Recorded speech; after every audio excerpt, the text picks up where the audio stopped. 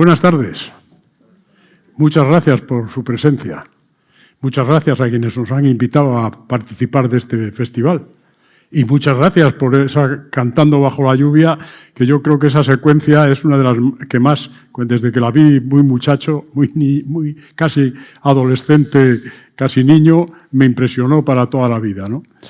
Bueno, y aquí estoy con Manuel, esta mañana, con Manuel Vilas, admirado escritor y con el cual tenemos lazos especiales de relación. Y esta mañana nos hacían una entrevista y él recordaba algo que a veces nos olvidamos de ello, porque también, hablando con Juan Bas, también esta mañana me comentaba, festivales de este tipo, es curioso, no los hay en Europa. Y ciertamente, es que los que hemos escrito el Quijote somos nosotros. Es decir, en nuestra carga cultural en fin, tenemos muchas cargas desdichadas, pero una de las grandes cargas felices que tenemos los españoles es el Quijote. Miguel de Cervantes, una historia terrible, por eso, porque es un hombre que escribió el libro, posiblemente la novela de la historia, y sin embargo, bueno, pues vivió de manera precaria y descubrieron el Quijote mucho antes los ingleses o los rusos o los franceses que nosotros. Pero bueno, en esa novela está el gran humor de la literatura, ¿no? Está eso que es, en fin, donde se entremezcla, además donde los personajes son redondos, donde nos podemos reír de Sancho, pero cuando Sancho se pone a gobernar hay que admirarlo, donde Don Quijote es un loco pero tiene muy buen sentido y tiene, en fin, y luego todo el humor que impregna ese libro. Y yo creo que ese humor, en cierto modo, hay que conservarlo como un patrimonio que nos toca, en fin, a los que hemos tenido la suerte de heredar el mundo de Cervantes y el mundo quijotesco, ¿no? Y hablando, precisamente Manuel y yo pensábamos que nuestra charla la íbamos a ir trufando, si me permiten el término, aunque esto no sea el MasterChef, con relatos de humor, relatos en fin, breves o páginas o fragmentos, porque resulta que a lo largo de nuestra vida, bueno, pues el humor ha funcionado también en lo que hemos hecho y lo que hemos escrito. Yo recuerdo que empecé a escribir cosas humorísticas, me propusieron participar todas las semanas tenía que ser, me parece, los martes a no sé qué hora, en Onda Cero, leer un texto relacionado con las noticias del momento que no tuviese más de un folio, me parece que era así. Oigan, ¿quieren creerme que ese día no había ninguna noticia que me estimulase para un cuento? Ninguna. Me levantaba por la mañana prontísimo, ponía el televisor, la radio y tal. Bueno, al final encontraba algo, ¿no? Y una vez encontré alguno y a partir de ahí, pues, bien, empecé a escribir relatos de humor y cuando he ido al microrelato he escrito muchos relatos de humor, porque el relato de humor yo creo que, bueno, pues acaba tocándonos especialmente, ¿no? Sobre todo en determinados momentos. Y bueno, y yo voy a empezar un poco mi intervención leyendo un relato de la pandemia. A mí la pandemia me resultó, precisamente este libro, La novela posible, reúne tres historias que se van desarrollando consecutiva y paralelamente. Una es la historia de Sofonisba Anguissola, diríamos en italiano, que es una pintora de la que yo me enamoré, con permiso de mi esposa, me autorizó, me enamoré totalmente de Sofonisba Anguissola y escribí un poco su vida, es una vida increíble.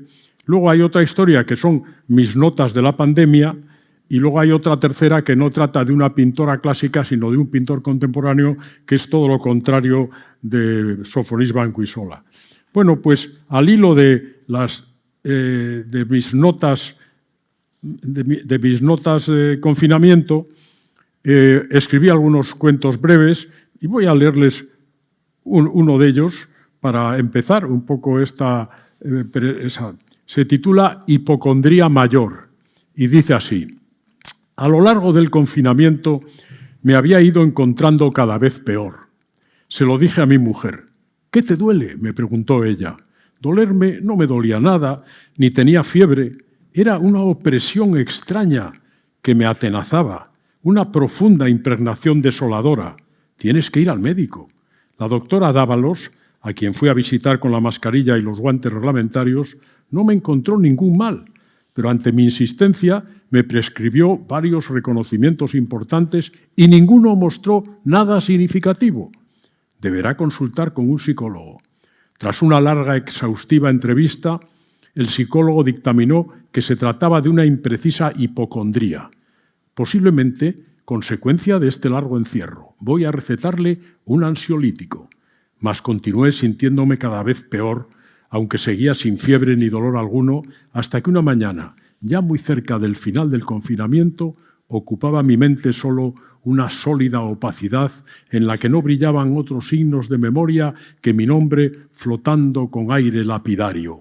Entonces comprendí que había fallecido. Sin embargo, no le he dicho nada a nadie y llevo mi muerte con mayor resignación de lo que llevé mi vida, porque sé que el asunto ya no tiene remedio. Adelante, señor.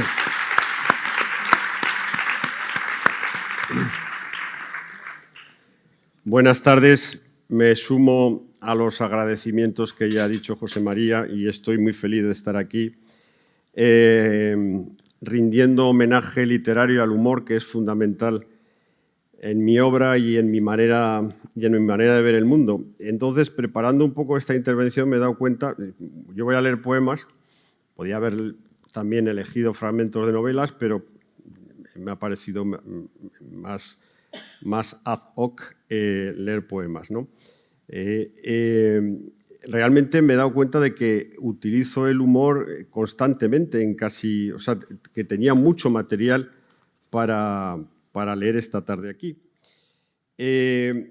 Voy a contar la historia que motiva uno de los poemas que más me gustan de mi obra, que habla de un coche. Yo tenía un coche estupendo, pero que se hizo viejo, y entonces de repente tuvo una avería, este coche mío tuvo una avería, y yo lo llevé al mecánico y el mecánico me dijo que el coche se le había roto la junta de la culata. En la palabra ya la junta de la culata me produjo curiosidad y ansiedad también, ¿no? Y un poco de angustia, ¿no? Luego descubrí otras palabras angustiosas del motor de un coche como cigüeñal, ¿no? Y algunas más, ¿no? Y me dijo, mire, su coche está muy viejo ya, esto de la junta de la culata vale un dinero, si yo le cambio la junta de la culata, dentro de 3 meses va a venir usted con otra avería, yo le recomiendo que use el plan Prever, cuando se llamaba entonces el plan Prever, ahora no sé cómo se llama, y se compre usted un coche nuevo. Yo me fui a mi casa un poco meditabundo, porque yo construyo relaciones de amistad con mis automóviles, ¿no? Con mis coches, como hacía mi padre, que mi padre era viajante de comercio. Y a los 15 días de este suceso, mi perro, que tenía 14 años, enfermó gravemente y lo llevé al veterinario. Y el veterinario me dijo que mi perro tenía un cáncer galopante de hígado, y que recomendaba que sacrificara al animal porque se le podía operar del hígado. Era una operación costosa, el perro iba a sufrir y a los 3 meses el destino iba a ser el mismo. Llegué, en fin, con esta suerte de noticias encadenada una detrás de otra, llegué a mi casa, meditabundo, y entonces tuve como una iluminación, como una cadena de sucesos que era humorística, pero era también grave, ¿no? Entonces vi el coche, el perro y yo, el tercero. Y fruto de esta iluminación escribí este poema, que es un canto a un automóvil y el poema comienza en el momento en que yo llevo el coche al desguace, porque efectivamente seguí lo que me dijo, el consejo que me dio el mecánico. Y yo quería también, porque esto es una de las cosas que permite la literatura, yo quería que, y esto es humorístico, pero a la vez es la manera de entender el humor, es humor, pero también es gravedad, es una mezcla rara entre humor y filosofía, entre humor y profundidad. Yo estaba obsesionado con escribir un poema en donde por fin, yo quería que mi coche hablara, porque pensaba, yo creo que este coche, con lo que yo le he querido, tendría que hablar, tendría que decirme unas palabras de final de nuestra amistad, ¿no? Y ese terreno que mi coche hablara era una obsesión. ¿Y dónde se cumplió? En la literatura. Entonces, al final del poema, el coche habla.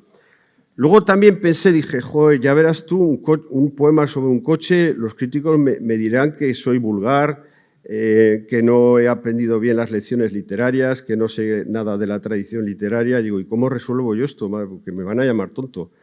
Entonces dije, voy a citar dentro del poema, para que vean que he leído libros, voy a citar dentro del poema el soneto más célebre y más famoso de la literatura castellana, que es Amor constante más allá de la muerte, de Francisco de Quevedo. Digo, con esta citación ya nadie me dirá que soy un inculto por dedicarle un poema a un coche. Entonces, aparece un momento en que se cita el poema de Francisco de Quevedo.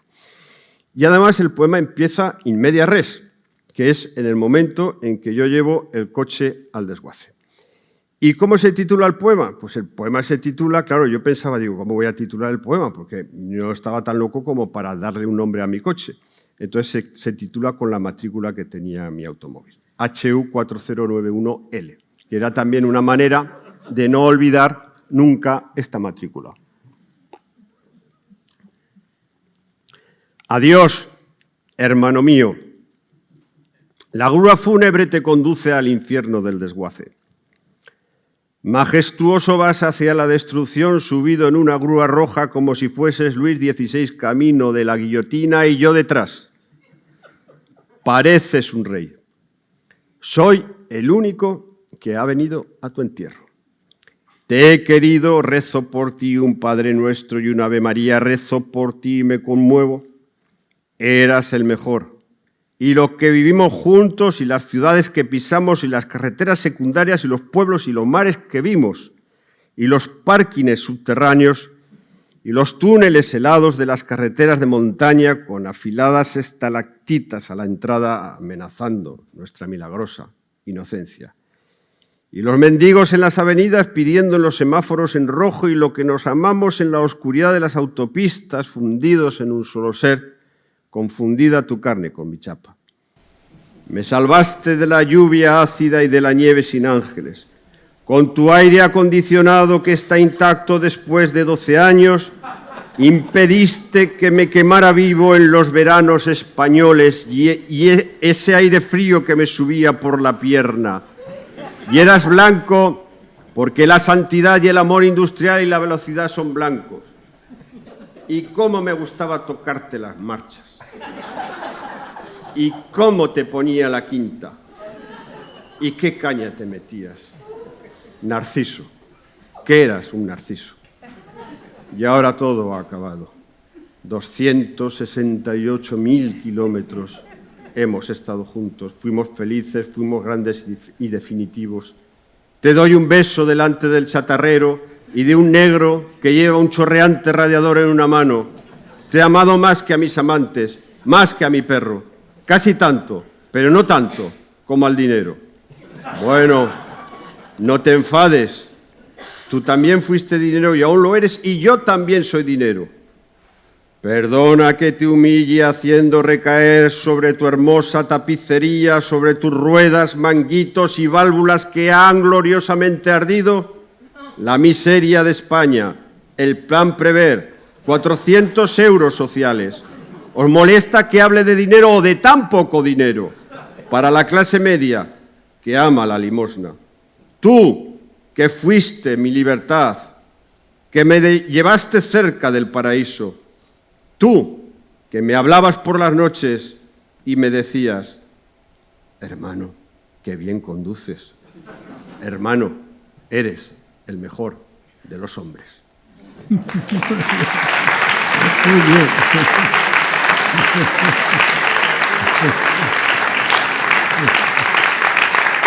Pues nada, José María. Bueno, pues hablé antes me refería al Quijote, a Cervantes. El Quijote ha obsesionado a miles y sigue obsesionando a miles de escritores, de no escritores, de expertos, de estudiosos, etcétera. Y, sin embargo, yo con el Quijote tuve una relación muy rara, porque de niño, en un sistema educativo, el franquista, donde novelas no verlas, y donde estaban en el Index Librorum Prohibitorum et Expurgatorum hasta los tres mosqueteros. Que yo le decía a mi padre tenía una biblioteca estupenda y yo, si me he dedicado a escribir y tal, vengo de ahí, ¿no? Y le decía, papá, está prohibido, no puedo leer los tres mosqueteros. Y decía mi padre muy serio, Nil Obstat. Yo leía todo. Yo leía a Voltaire, a tal mundo. Bueno, y me fue muy bien, la verdad, todas las lecturas. Yo creo que en la literatura está un poco el misterio de la... Vamos, intenta descifrar el misterio de la vida y nos ayuda a entendernos mejor, etcétera, ¿no? Pero decían, el Quijote, había unos Quijotes infantiles, yo he mantenido, en fin, en mi biblioteca 2 o 3, infumables, porque yo ahora los vuelvo a leer y digo, pero esto no es el Quijote. Estos son 5 o 6 aventuras estúpidamente narradas, pero no es el Quijote. Ahora, mi padre defendía mucho el Quijote. Incluso teníamos un Quijote, tú lo habrás visto, de bronce, bueno, que yo intenté regalárselo a esta ciudad de México que tiene un museo cervantino, que no me acuerdo cómo...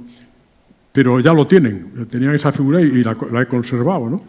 Bueno, pero claro, ¿qué pasa? Yo decía, pero ¿y eso del Quijote? Un héroe, mi padre me contaba historias, yo decía, un héroe que pierde las batallas, que le rompen los dientes, que le cortan una oreja, pero mi padre, ¿qué es lo que ve de héroe en ese señor? Bueno, pasó el tiempo, me llegó la adolescencia, ahora siempre digo, para entender el Quijote hay que conocer la melancolía, y de pronto descubrí el Quijote, lo descubrí.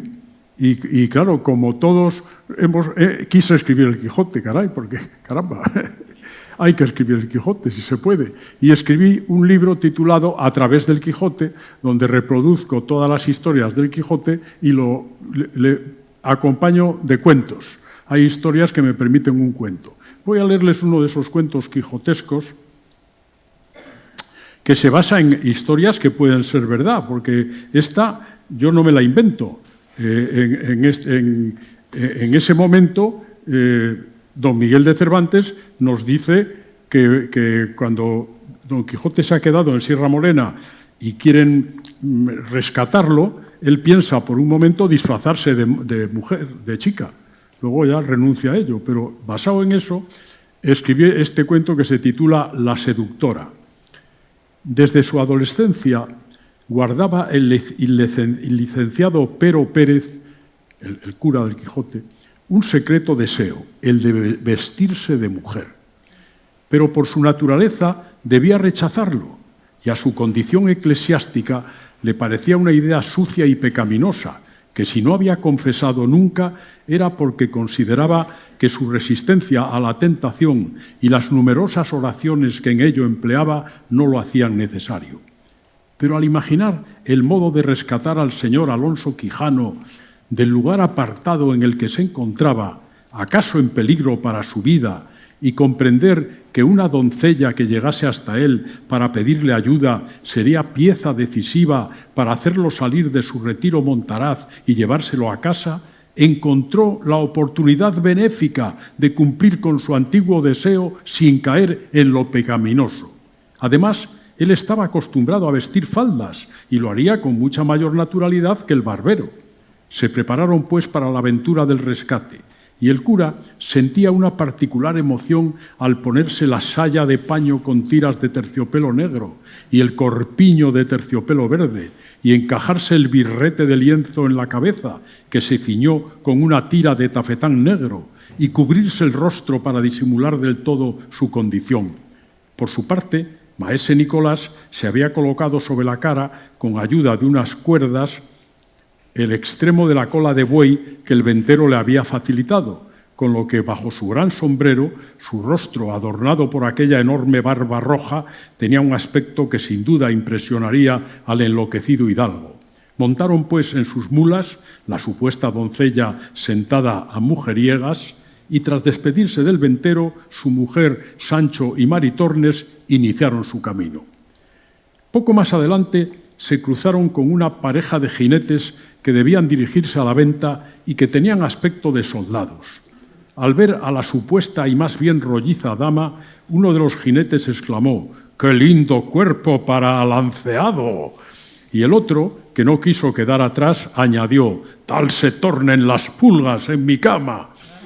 Avergonzado el cura, ordenó a maese Nicolás que diesen la vuelta y se arrancó con furia el velo que le cubría el rostro. No podían buscar al hidalgo de aquel modo, habría que pensar en otra solución. Pero lo que le había causado un sentimiento de desconocido e inexpresable horror era que al oír los groseros requiebros de los supuestos soldados, bajo su vergüenza había sentido una inusitada complacencia.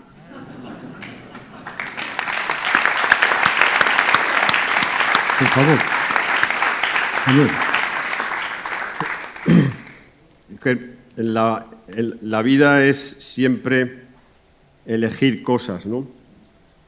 Y cuando un hombre o una mujer de repente dudan de lo que han ido eligiendo o escogiendo en su vida, esa duda, yo creo, mi madre decía que eso era inmadurez, ¿no?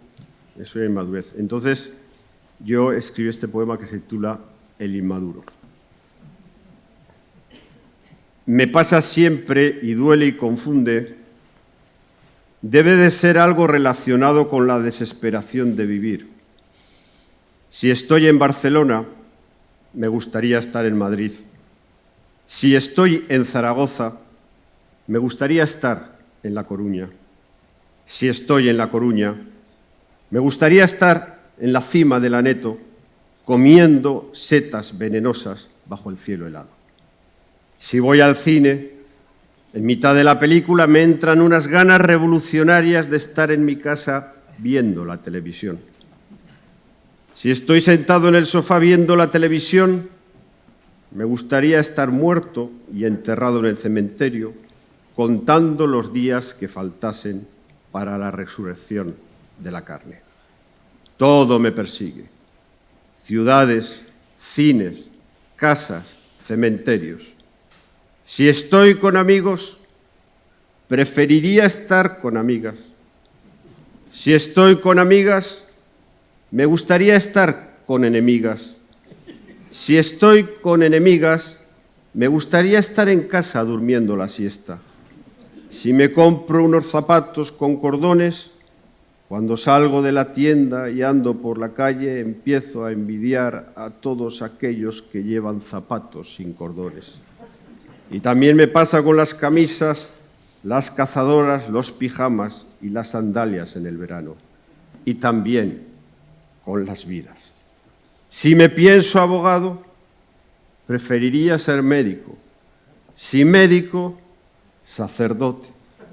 Si sacerdote, hombre casado y con 7 hijos. Si casado, soltero. Si soltero, viudo muy apenado. Si viudo, monje. Si monje, matador de toros. Estés donde estés, no has acertado por completo. Siempre hay algo más barato y mejor por ahí. Siempre hay vistas desconocidas en el acantilado de la vida. Me está matando esto de vivir una sola vida, la gran muerte de vivir en una sola forma. Gracias.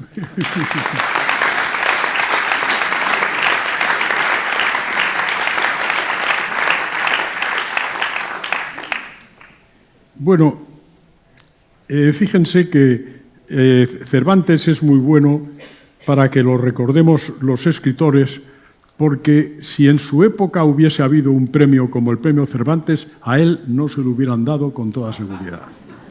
Entonces, a Lope de Vega. Seguro, me han dado a Lope de Vega. A mí hay dos, en el mundo de la literatura hay dos ejemplos que son este de Cervantes, maravilloso como autor, el que escribió la novela. Es decir, yo a veces pienso, si estamos volviendo a una especie de camino de la Edad Media, porque no sé hacia dónde vamos en este momento tan terrible en el mundo, posiblemente el Renacimiento que venga empezará con el redescubrimiento del Quijote. Seguramente será el libro del Renacimiento, ¿no? Es el soñador, porque, claro, a lo largo de la vida he oído decir muchas cosas. Para mí, el Quijote dice, cree en tus sueños y lucha por tus sueños. Ese es el fondo profundo del Quijote, ¿no? Pero en este asunto, a veces no podemos remediarlo y decir, caramba, a ver si me dan este premio, caramba, a ver si consigo esto, a ver si, bueno, ya no digo que mi libro tenga no sé cuántas ediciones, pero, en fin. Entonces yo he escrito este cuento, que yo me lo leo muy a menudo, porque creo que es terapéuticamente sano para mí. Se titula Para una historia secreta del éxito. Al principio me conformaba con que algunos amigos del colegio admirasen mis invenciones escritas. Luego anhelaba publicar un libro, solo eso, y me sentí dichoso cuando tuve en las manos el primero de los 300 ejemplares que imprimió aquel modesto editor. En mi siguiente novela ya me inquietaba no llegar a vender más de 2000 ejemplares, y las críticas, aunque favorables, me parecían pocas y mezquinas. Apenas hube ganado el premio editorial más importante del país, empecé a desear con ansia el premio de la crítica. Y cuando me lo dieron, sentí que lo que de verdad me dejaría satisfecho sería conseguir el premio nacional. Me concedieron el nacional, pero comprendí que mi obra no tenía toda la resonancia que merecía en el ámbito americano. Y hasta que no me galardonaron con el premio Rómulo Gallegos, me encontré muy desazonado. La desazón no cesaba, porque me parecía que mis libros estaban poco traducidos, y cuando se multiplicaron las ediciones extranjeras, el número de ejemplares no respondía nunca a mis expectativas de difusión. Se hacían tesis sobre ellos en bastantes universidades del mundo, aunque me mortificaba que muchas otras fuesen menos valorados. Entonces deseaba vivamente ingresar en la Real Academia. Me nombraron académico. Y empecé a sentirme desafortunado porque mi nombre no sonaba para el premio Cervantes. Me concedieron el Cervantes, pero mi alegría duró poco porque estaba convencido de que una obra de la envergadura de la mía era merecedora del premio Nobel. Cuando por fin conseguí el Nobel, me defraudó que no fuese noticia clamorosa en todos los periódicos del planeta. Tanto desasosiego sobre mi significación literaria había ido debilitando mucho mi corazón y fallecí de modo repentino cuando todavía no era viejo, al salir de un homenaje en mi honor al que no asistieron todos los personajes que deberían haberlo hecho. Ahora, en el salón de juntas del Parnaso, compruebo con insufrible decepción que son otros, demasiados, quienes ocupan los sillones preferentes.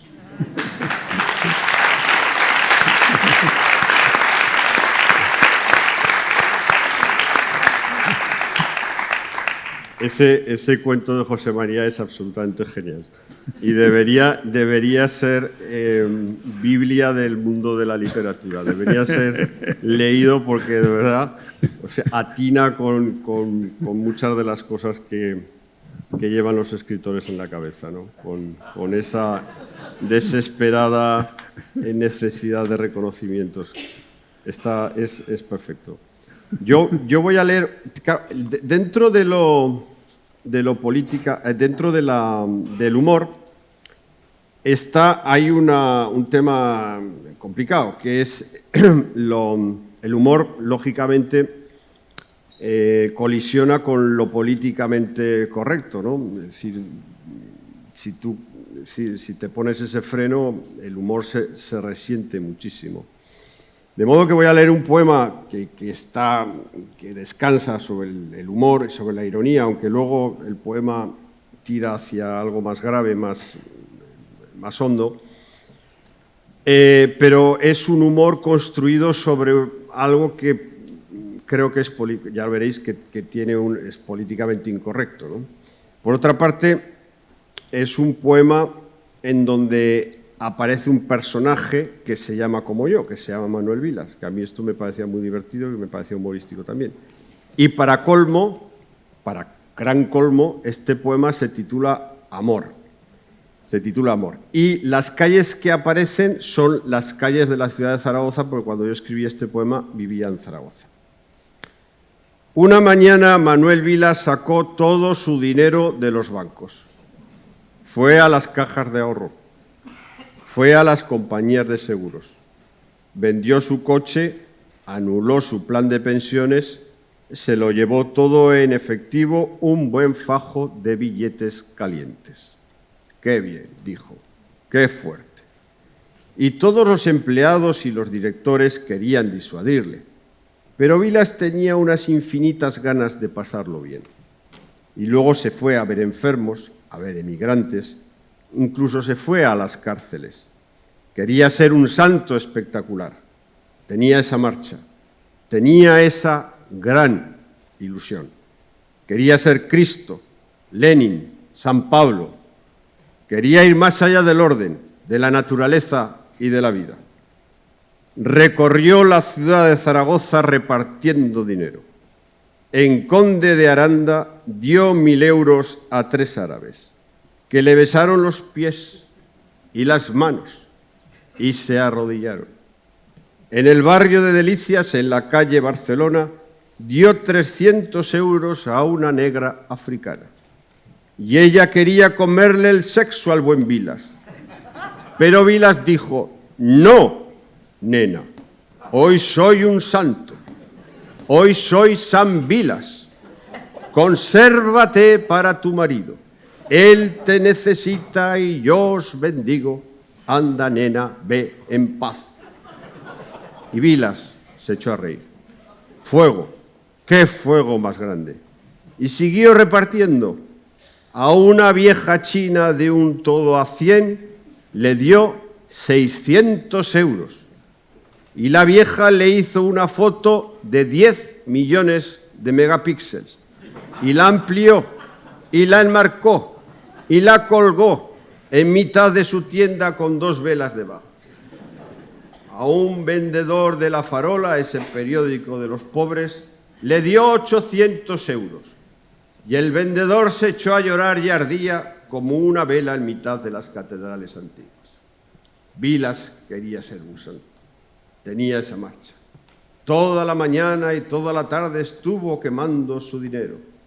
Miró la atmósfera y se estaban abriendo los palacios celestiales. Estaba enamorado de sus semejantes. Nunca vimos a nadie tan enamorado. Gracias.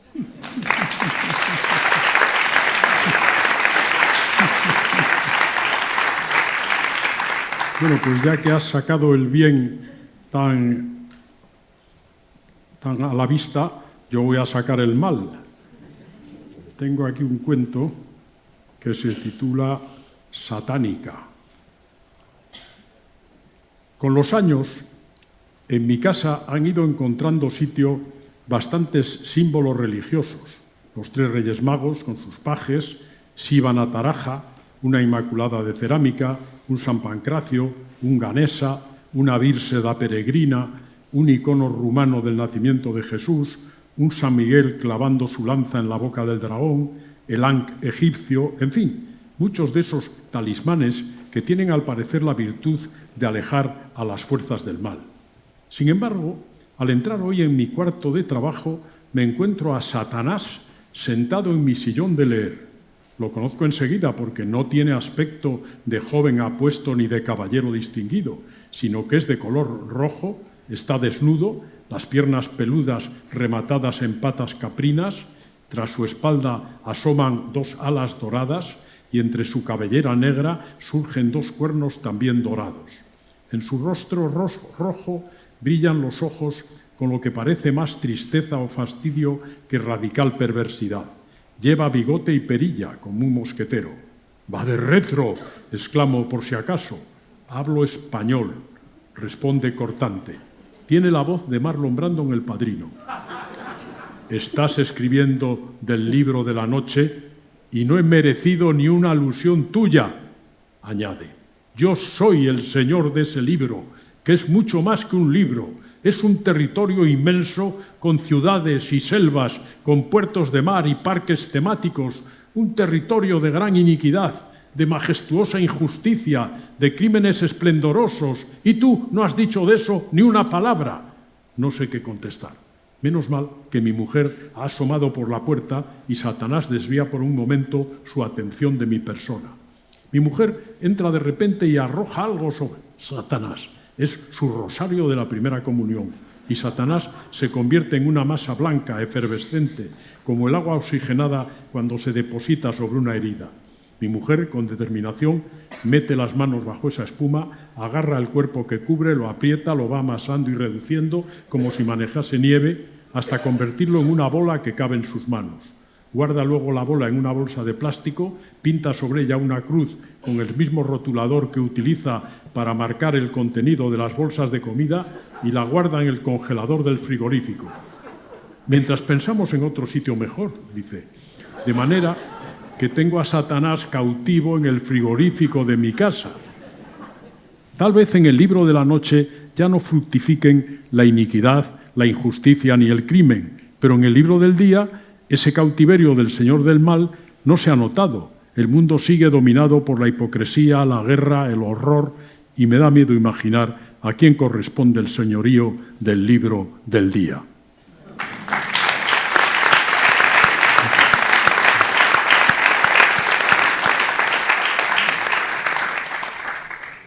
Hay un tema medieval que a mí me parece maravilloso y delicioso, que es el tema del poder igualatorio de la muerte, ¿no? Es decir, cómo la muerte iguala a pobres y a ricos, ¿no?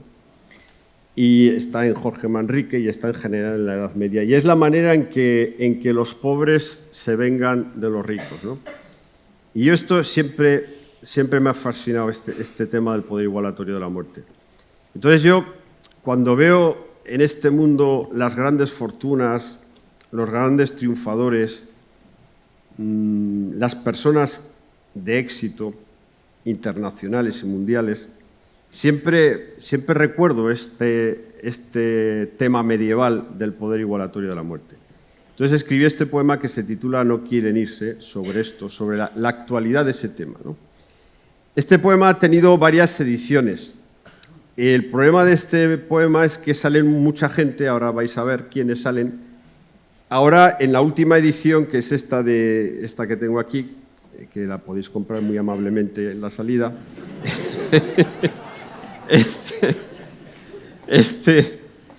este poema yo he ido poniendo aquí a mucha gente que se me han muerto ya, como Fidel Castro y algunos otros, y algunos grandes mandatarios.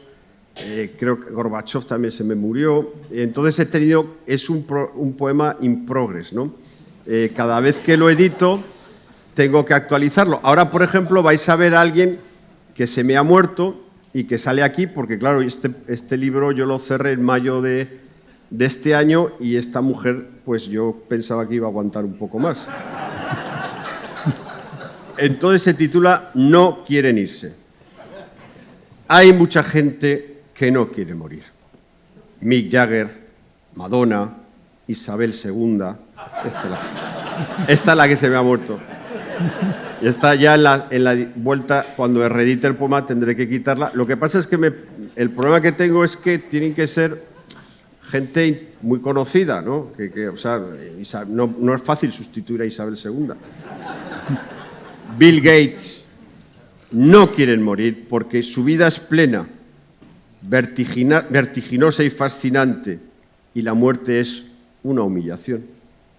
Barack Obama, el Papa Francisco, Clint Eastwood, Lady Gaga, Paris Hilton, Robert Redford, Juan Carlos I, no quieren morir.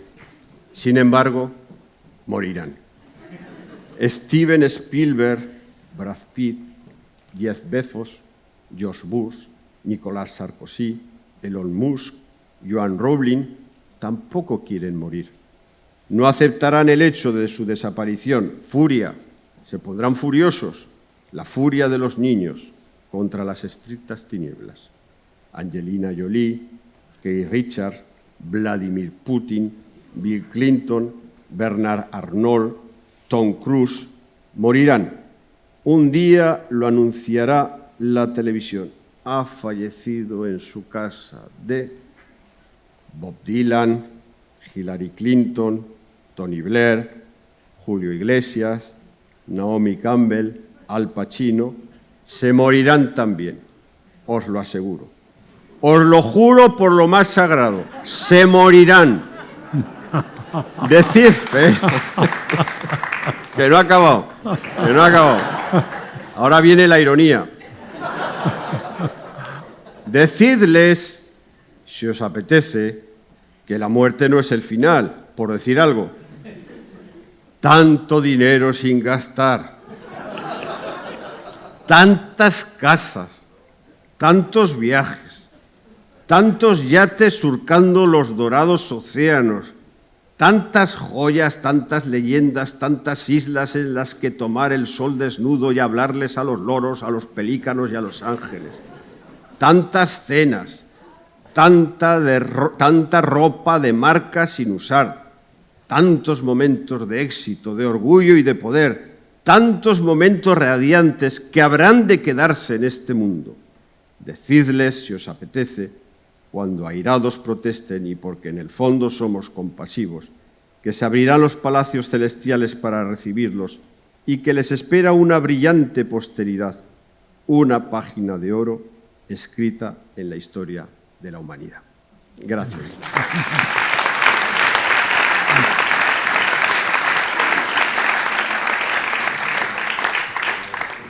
Como todo es susceptible de ser tratado desde la visión humorística, hay un tema que a mí me preocupa mucho, que es todo el tema,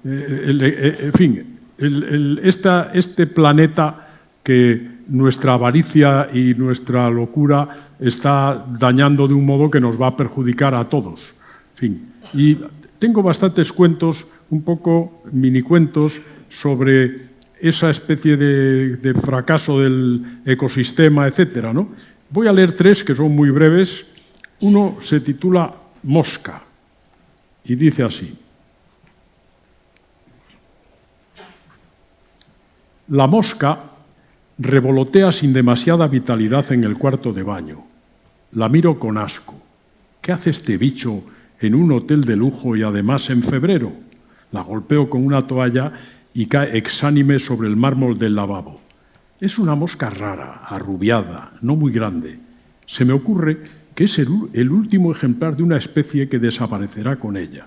Se me ocurre que tenía en el cuarto de baño su refugio invernal, que en el jardín que se extiende bajo mi ventana hay alguna planta también muy rara que solo podía ser polinizada por esta mosca, y que de la polinización y multiplicación de esa planta va a depender dentro de unos milenios la existencia del oxígeno suficiente como para que nuestra propia especie sobreviva.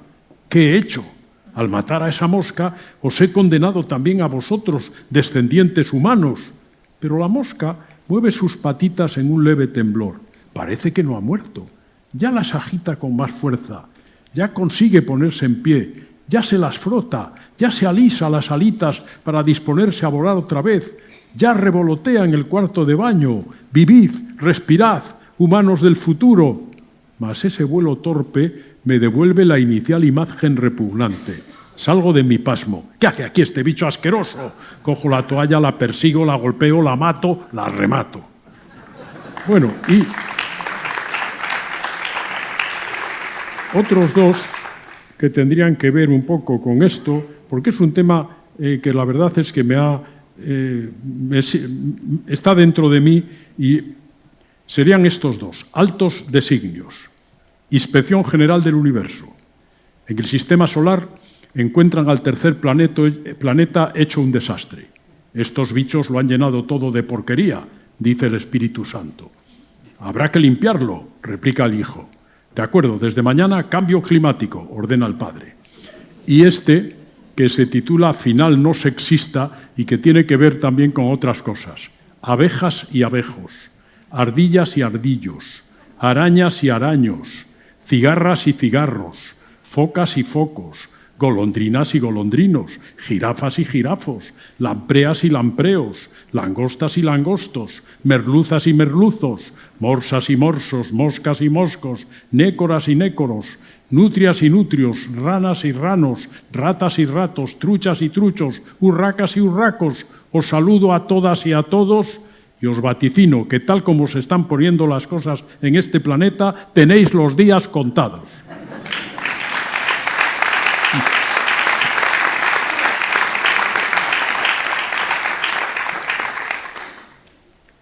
Muy bien, pues yo creo que también existe un humor, estoy buscando un poema, un humor que es más, ¿cómo decir?, más poético, menos, ahora no encuentro el poema, maldita sea, es que ya no sé ni cómo los he ordenado. A ver, ¿dónde está este poema? Uy, se me escapa.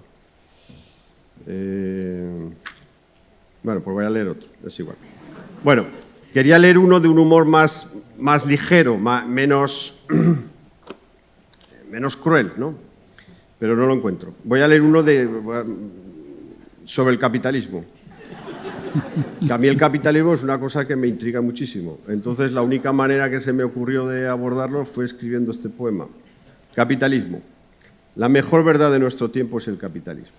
Su naturaleza hermética, su inmortalidad, su compleja maquinaria sanguinaria, su poder omnímodo, su universalidad, sus grandes camuflajes, su amor por el comunismo, su enamoramiento de Lenin, su amor a la izquierda moderada, radical y ultra, su amor al terrorismo, su amor al cristianismo, su amor al islam, su amor al ateísmo, sus besos dorados a todos cuantos dicen combatirlo, su vieja historia de ya aburrido amor con la derecha política occidental, su amor al mundo del trabajo, su amor a los actos solidarios con el tercer mundo, su amor a la vacuna del SIDA y a las vacunas del COVID, su amor a todas las vacunas, su amor a los que luchan por un mundo mejor, su amor a la nobleza humana, su imposibilidad de combatirlo, sus grandes construcciones artísticas, sus grandes novelas, sus grandes edificios arquitectónicos, sus grandes pintores, sus grandes músicos, sus grandes filósofos, que tanto lo amaron porque dio sentido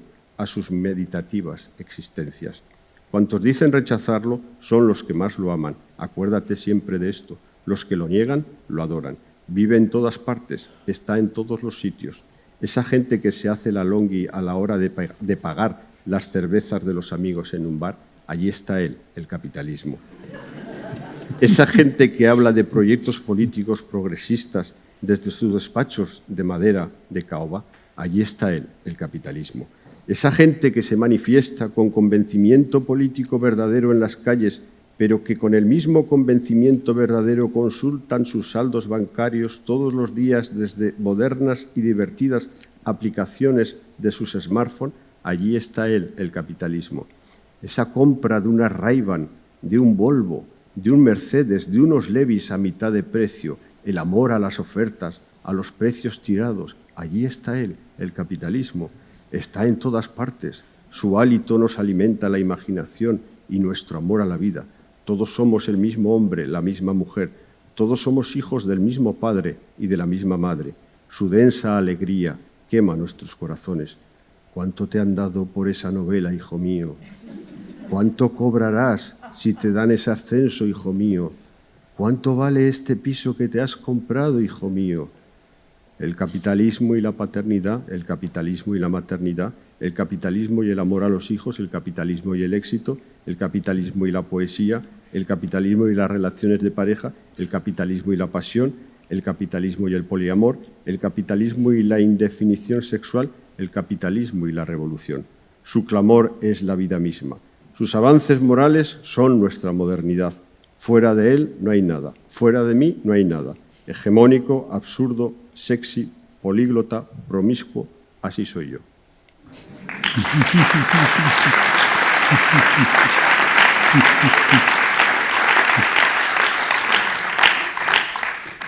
Hay algo que les dije al principio, que empecé un poco entrando en el humor a partir de una colaboración que tenía para escribir cuentos en Onda Cero. Y voy a leerles uno de los cuentos de esas mañanas en que no sucedía nada que me suscitase una idea para un cuento. Y un día me encontré con una noticia y escribí el cuento que van a oír. Página 32. Se titula Dimisión General. Verán que, claro, que han pasado los años. Tras el anuncio de la dimisión de aquel comité que llegó a los centros de noticias durante la madrugada, hubo como una hora de estupefacto silencio. Pero cuando la noche era todavía espesa sobre el continente, comenzaron a sucederse sin cesar noticias de la misma naturaleza que provenían de todas las partes del planeta. A esa primera dimisión siguieron la del gobierno francés, la del alemán y la del portugués, con la de la reina de Inglaterra y su gabinete. El rey Juan Carlos y el gobierno español comunicaron su decisión de retirarse a las 3:48 y enseguida lo hicieron el presidente de los Estados Unidos y todo su equipo gubernamental. A eso de las 4 de la mañana no quedaba sin dimitir ningún responsable de los estados europeos, norteamericanos y australianos. Con el alba presentaron su renuncia los altos jerarcas chinos, Fidel Castro y sus colaboradores inmediatos, Gaddafi y los demás gobernantes árabes.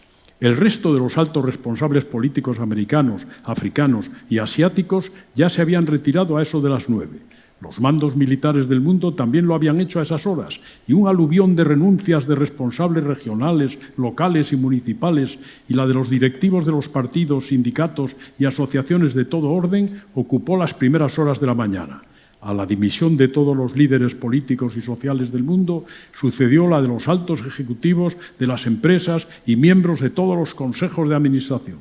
De los últimos en renunciar fue el Papa, con el pleno del colegio cardenalicio, y esas dimisiones provocaron la misma actitud en las demás iglesias del mundo y en sus respectivos escalones jerárquicos. Al mediodía de la mañana siguiente se podía decir que en el mundo no quedaba ni un solo líder en funciones. Sin embargo, los mercados seguían abiertos, en los bancos se percibía la actividad habitual, los centros docentes hacían su vida normal, como los hospitales, los juzgados, las fábricas, las bibliotecas, los talleres, las librerías y las panaderías, y la gente esperaba que el tiempo mejorase y hacía planes para las próximas vacaciones. ¿Cómo se presentaba realmente el inmediato futuro? Al parecer, habían quedado interrumpidos todos los conflictos internacionales, aunque algo seguro se pudo vaticinar. La bolsa iba a sufrir una grave caída.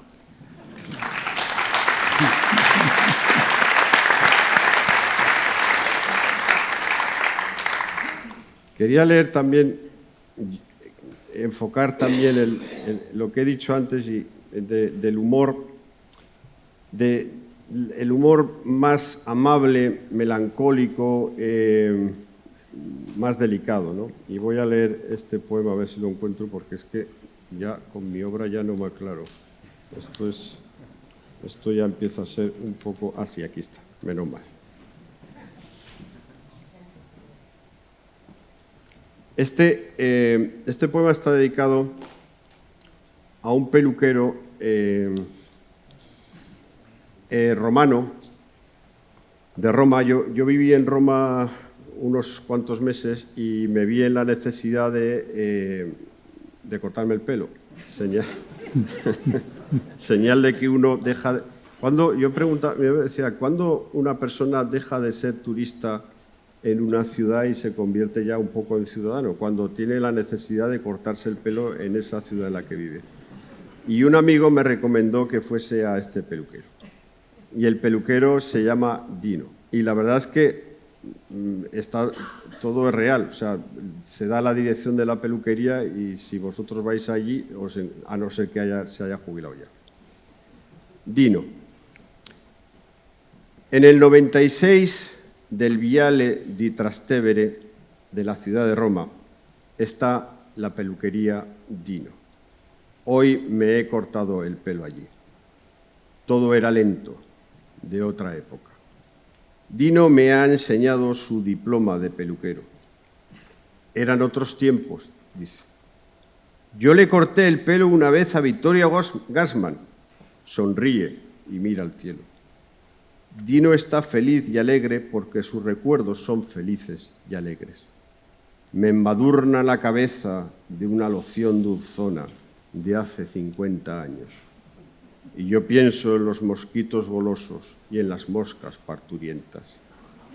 No creo que vuelva nunca más a esta peluquería. Como imagino, nunca volvió Victorio Gassman, si es que fue verdad lo que Dino afirma con orgullo. Pero cuando me marcho, me confiesa: tiene usted la presencia de una estrella de cine. Se parece a Vittorio, en la forma amable de sonreír y en la forma de estar. Es usted un verdadero caballero. Y ahora ya no hay caballeros en el mundo, ¿sabe usted? Ya no hay belleza en el mundo. Dino me estrecha la mano. Vuelva pronto. Dino siempre le esperará, me dice, mientras la alegría se posa en mi corazón desesperado. Gracias.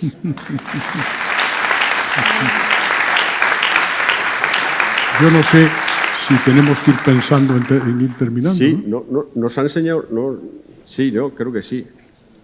Ya... Yo voy a leerles otro del Quijote. Este es un cuento que una vez leí en público, luego cuando termine les explico brevemente algo que me llamó la atención y me demostró que, bueno, que uno muchas veces no sabe lo que escribe. Se titula La Gran Catarata. La avioneta nos conducía hacia la Gran Catarata, el salto de agua natural más grande del mundo, cuyo bramido se podía escuchar desde el hotel en que nos alojábamos a bastante distancia del lugar. La mañana estaba brumosa, pero el piloto había dicho que pronto despejaría. Entonces advertí algo inusual tras el asiento que ocupaba mi mujer delante del mío. Incrustado entre el fino zócalo de plástico y la pared de la cabina había un objeto rojo que no tenía aspecto de pertenecer a la estructura del aeroplano. Me incliné y lo toqué con el dedo. Parecía un lápiz que se escurrió para encajarse más entre el zócalo y la pared. Volví a tocarlo y lo empujé poco a poco hasta hacer asomar un trozo largo de su envergadura. En efecto, se trataba de un lapicero de cuerpo hexagonal, de esos que llevan una goma en un extremo. Tal como estaba colocado, podía moverse bien en sentido longitudinal, resbalando a lo largo del resquicio, pero era difícil sacarlo de aquella hendidura. Un grito de mi mujer llamó mi atención. La bruma se iba disipando y a lo lejos se divisaba un enorme muro blanquecino que resaltaba entre la espesa vegetación de la selva. La avioneta se inclinó sobre un ala para cambiar el rumbo y descubrí que el lapicero se había desplazado ligeramente fuera de su casual alveolo. Si tuviese un alambre, un vulgar clip para papel, sería fácil extraerlo, pensé. ¡La catarata! ¡La catarata!, exclamó mi mujer con voz jubilosa, y percibí que el muro blanquecino ya más cercano quedaba a nuestra derecha. Se me ocurrió entonces que acaso una de las patillas de mis gafas podía servirme de gancho para sujetar el lapicero y hacerlo salir. El ruido de la Gran Catarata era ya ensordecedor y la avioneta daba bruscos saltos que hacían bastante ardua mi labor. Me agaché todo lo que pude. Ayudándome con la otra mano, intenté completar la extracción. El lapicero se soltó varias veces, pero al fin conseguí sujetarlo firmemente y, forzando el borde del fino zócalo, sacarlo del todo. El ruido de la Gran Catarata se había hecho otra vez menos intenso. Mi mujer miraba hacia atrás y yo volví también la vista para contemplar el enorme muro blanquecino del que nos íbamos alejando. ¿No te ha parecido impresionante?, me preguntó a voces, y yo asentí con la cabeza, confuso.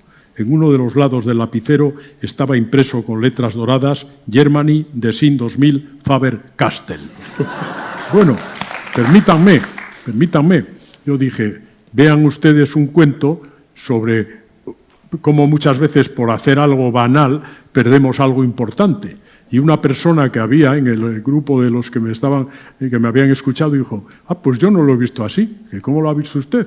Dijo, lo he visto desde, si tienes algo que crees importante que tienes que hacer, hazlo. Dije, me acabo de usted hacer un regalo.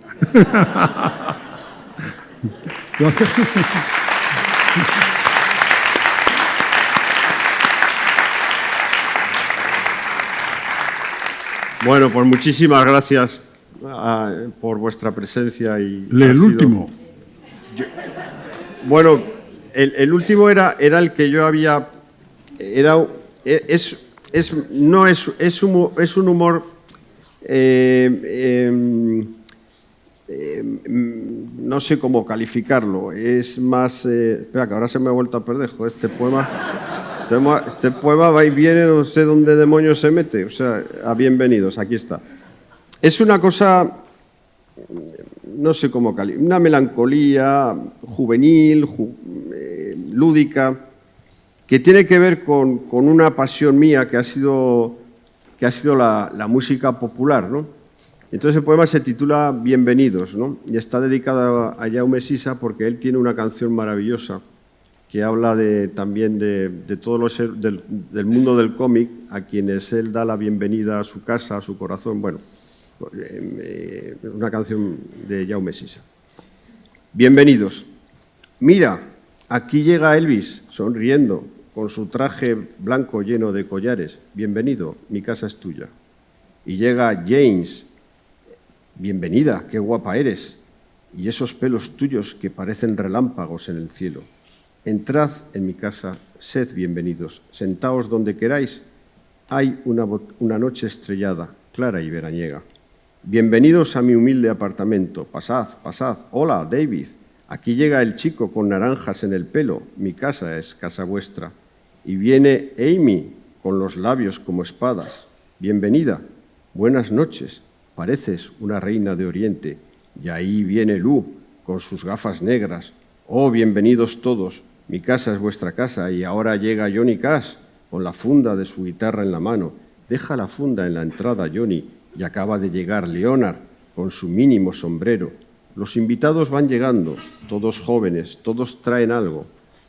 Botellas de vino, tartas de cereza y chocolate, whisky, champán, todos traen regalos y sonrisas y besos. Oh, bienvenidos, pasad, pasad, ya mi casa y mi vida son vuestras. Hola Elvis, hola James, hola Lou. Hola a todos. Bienvenidos seáis, poneos cómodos, quitaos los estupendos zapatos y tú, hermano Johnny Cash, quítate si quieres esas botas en punta que asombraron al mundo. Tengo una pequeña terraza con velas encendidas, con olor a albahaca, menta y limón. Buenas noches a todos, pasad, pasad, por favor, pronto serviré la cena. Gracias por venir. Bienvenidos, benditos y bienvenidos seáis. Vuestras voces llenan esta casa, mi casa, que es ya la vuestra. Gracias.